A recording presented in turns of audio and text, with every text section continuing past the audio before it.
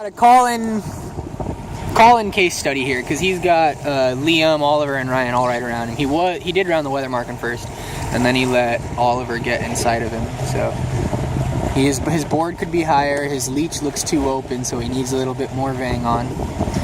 He's looking backwards too much. It's good to look backwards downwind, but you want to be charging hard forward as fast as you can, focusing on your boat speed. You see, Oliver's upper batten is trimmed tighter than Colin's upper batten, even though his boom is farther out because Oliver has more vang on. So Colin's vang's probably really hurting him right now. But still, he's looking around this mark in second. Ryan does not have room on him. And let's see how he goes on this upwind leg.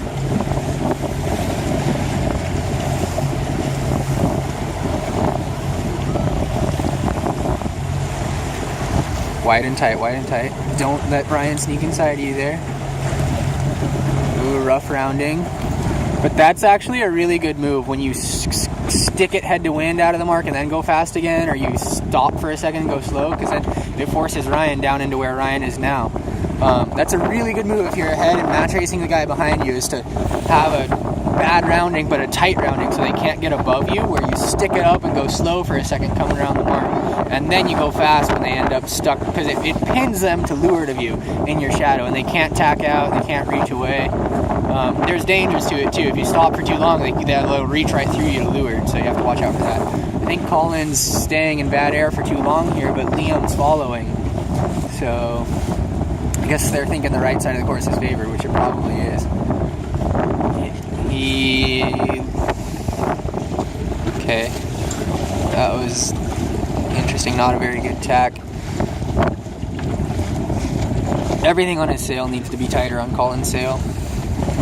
Everyone's kind of sails are loose now because the wind picked up a little bit.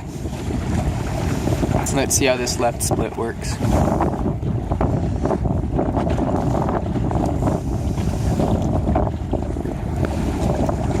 I like Liam's move there. Okay, let Ryan and Oliver try to tack on the ley line. I'm going to take two short tacks just inside of it, minimizing the risk for me, and I'll come in on port at the top instead of stacking up on the ley line early.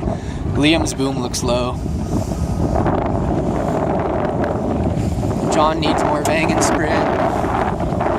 Okay, you guys have to get good at making these adjustments when the wind shifts. Don't wait for me to tell you. Just make it happen. I think this is going to work well for Liam here. I don't know why these guys are... They could really just like the ride, I guess, but Ryan overstood the mark, I think. I really like coming at the weather mark from just underneath the ley line, especially at this venue, and then coming in on port at the top. I mean, you still have to go to the right side of the course, but when everyone else stacks up on the ley line on the hard right, you just go like middle right and come at the weather mark from the left side.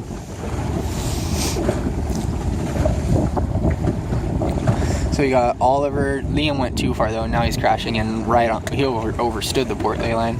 Let's see how this works with Ryan. Liam's gonna try to do it. Nope. So Colin's held second. That's good. He's got Ryan breathing down the back of his neck now. So he's maintained his position, or even extended, and his sail's really not trimmed that well. He needs more vang and more sprit. A lot of turn in that jibe. We want to do less of a turn and more with the main sheet. The other thing you want to do though is, when you're doing your jibe, do your turn before you actually do the jibe itself. So turn the boat down to where you're going by the lee really hard, and then flick the boom over with one really quick jerk of the main sheet. And then you should be heading down out of the jibe instead of heading up because you had to get the sail across.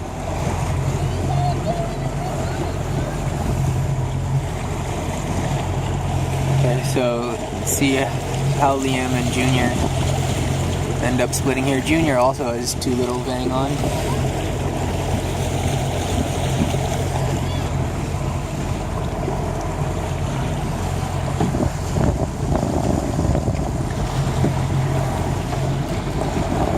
Oliver should tack right back if you're going to attack there. I don't know. Okay, yeah, that's a good move. Smart cover move. But if I was calling, I'd prefer Oliver where he is now instead of right in front of me.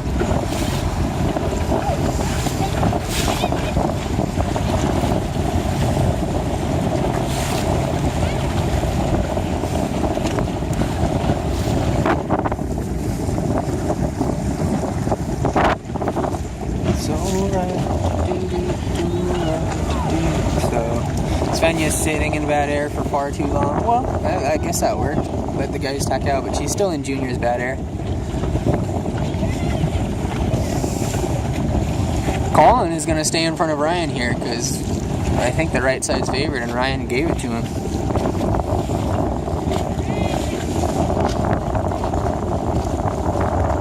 Too many wrinkles in that sail, Svenya. By just a little bit. More love tension, more bang, more sprit. Now it's time to tack. Now it's time to tap. You have clear air. Where are you going? I guess actually, maybe not. Maybe it was smart to bang the right a little harder because you're still pretty far from ley line. But when you get to the right of the entire fleet, it's like, why go farther sometimes? You've already gotten enough leverage that if the right side's favored, you're going to come in. You're going to... The answer why I keep going is because you got John over here. Farther right. Ryan went all the way to the port ley line, which means Colin solidified it. He's going to round this mark ahead. If Ryan took the match up the middle of the race course and was able to throw some more tacks in, he would have had a better chance at juking Colin out or forcing something to happen. So that's a good rule. When you're ahead, take the battle to the ley line. When you're behind, take it to the middle of the course, okay? Because when you get on the ley line, it's over. When you're in the middle of the course, anything can happen. When you're ahead, take it to the ley line. When you're behind, take it to the middle. And that's maybe a match race move. So in a fleet race, if you're ahead, you want to make sure you're covering the whole fleet. So if you go to the middle and the entire fleet goes hard right, and a big righty comes, you got to watch out for. I should say that's a generalization, not a rule. Well, it's a match race rule for sure. If you're ahead, take it to the ley line. If you're behind, take it to the middle. Okay, so juniors gained a significant amount over Liam there. Not sure what happened. Okay, so here's finally Ryan's worked his way into Colin. Okay, so you want to make sure, especially when you're doing port roundings, you want to make sure that if someone does come up from you from behind and they do pass you, they're passing you on the outside. Okay, because if Colin forced Ryan to pass him on the outside, Colin would still be ahead right now. He'd have the inside overlap position. So that's really important. Be aggressive about that too. There's a big gap to junior, so he could have afforded to sail a little extra distance to protect the inside.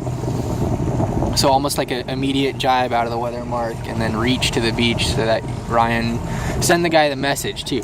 Do a dramatic maneuver so you're sending the message, you're not getting inside of me. I'm going to protect this inside with everything I got.